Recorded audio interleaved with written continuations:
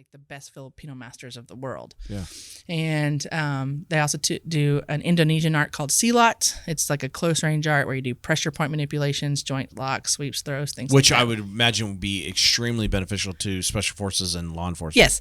So the very unique thing about Harley is he does all of this with Dan Asano, but he also started training in another Filipino style called Sayak Kali that specializes in knife work. Like they are known. It's like they're all blade all the time. Like that's their motto. So they carry them blades all the time. Oh yeah. They multiple. Yeah. Like their whole thing is like there's a rig of blades and like Sure. it's all this crazy stuff. So Harley started training in that, and he became one of the top guys in that system as well. So he's the only person in the world who is like the top rank in both of these systems.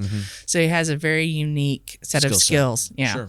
And so in SIOC, they started training military teams about 20 years ago. And Harley was a part of that team. And so he's been training them for a long time. And that's what led to... So he travels quite a bit. Yeah.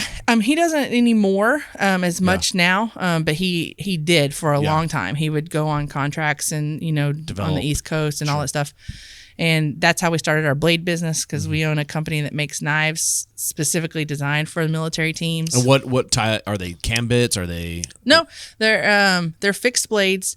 The company is Headhunter Blades is the name of it, and we're really known for one in particular. It's called the Rat, and it's just a small like EDC, like it's an everyday carry knife that's a fixed blade, and then we have a couple other designs. And what are those? What are the lengths? Like 3-inch blades? The Rat is, I think, a little bit over 3 inches. And then there's the Dirty, which is a little bit bigger version than that. And then we have a double-edged dagger called the Kryptos. So those are the three main blades we make. And the really cool thing about them is the way that we started that whole thing is when he would go on a military contract, he would, the guys would say, hey, we have this knife, but it's not quite working right. Can you guys modify this for us? And so they would spend a lot of time like getting the knives ready for the guys to carry on their missions and modifying them. And they're like, why don't we just make what they need? Sure.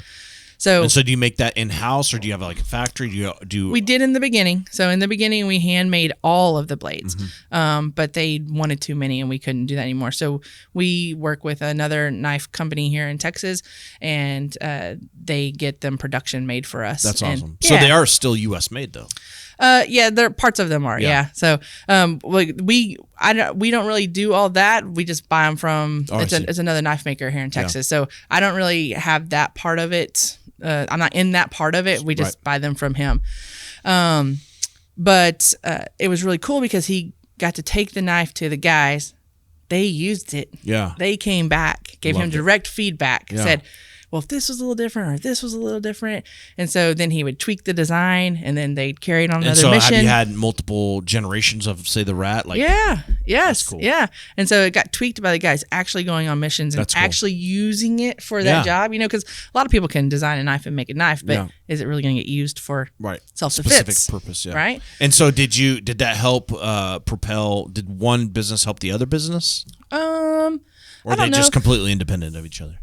I wouldn't say they're completely independent of each other, but I mean, like, we don't really advertise Headhunter Blades a whole lot because it had a purpose, and it was for providing the knives to team guys. Yeah. And we do that. And we didn't even offer to the public for a while. But there's only so many team guys. Well, I mean, there's a lot of team guys, and they need multiples of them. So we don't have any shortage of military contracts for that part of it, but a lot of guys wanted to carry the blade that we had made for the team guys. So then we started offering it to the public, and that's when we really had to start getting production blades made because we just couldn't keep up with or the wait time was 2-3 years. Well, we still make a production blade. Like we make a tomahawk, and there's a couple of custom designs that we don't have in the production line.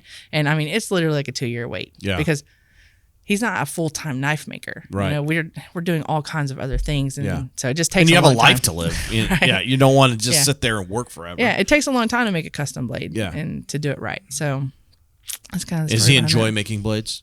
I think he does. Yes. Except it's one of those things too, where you do something for the enjoyment of it, but then when it becomes work, right, you lose that passion. You can. Yeah, I would say he loves designing blades. Like he really loves finding one and tweaking it and playing with it, and like the balance of it, and like he did a lot of really cool stuff. He has been to the Smithsonian several times, and they got to go back into the archives. They have a team that does research on blades.